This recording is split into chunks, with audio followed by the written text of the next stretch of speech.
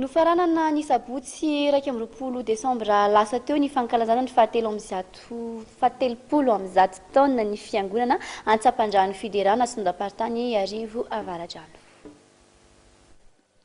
Feno 30 amby zato taona amin'ity taona 13 ity ny niorenan'ny fiangonana Antsapandrano Fiderana.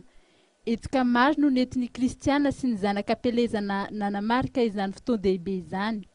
Ny tsangabaton'izao fankalazana izao moa dia ny fananganana riana manodidina ao anatin'ny trano fiangonana. No tsy aivina tamin'ity andro ity, ny lalana no diavin'ny fiangonana nandritra izay 30 amby zato taona niorenana izay. Raha atao bangotonkana izany tantara izany dia azo lazaina fa tsy nitsahatra nandroso ny fiangonana teo amin'ny lafiny maro. Araky ny tantara dia mpitandrina maro no efa nitondra ny fiangonana, fa ny mpitandrina Rakotomanina Laurel no mitondra ny fiangonana amin'izao fotoan'izao, ary efa 9 taona izay no nitandreman'ity fiangonana ity. Maro be tokoa ny asa vita nandritra izay nitandreman'ny fiangonana izay.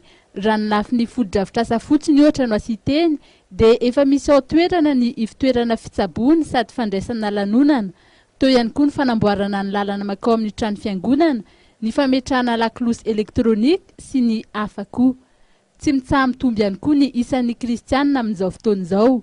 Nankalazaina tamin'ity taon'ity moa ny 20 taona nampitandrina sady fanamafisana ny fiaraha-miasa teo amin'ny mpitandrina sy ny fiangonana.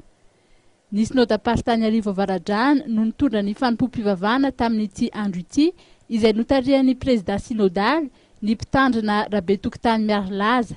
Izy ihany koa no nitory ny tenin'Andriamanitra sady nitarika ny fitokanana ny takela-bato fahatsiarovana. N'Andriamanitra moa zany amin'ity jobily 17 amby zato taona ity dia ny fanentanana izay ataoko amin'ny fiangonana Antsapandrano manontolo tahaka izay efa naizantsika niaraka ny asa tamin'ity taona ity, nanao ireo asa maro be dia be teo amin'ny fiangonana. Mbola antenena koa fa hisy ny asa ataontsika amin'ny manaraka, hisy ny fiangonam-po mandrakariva amin'ny fahameziam-boninahitry'Andriamanitra amin'ireny asa ireny dia misaotra antsika rehetra niara niasa tao anatin'izay.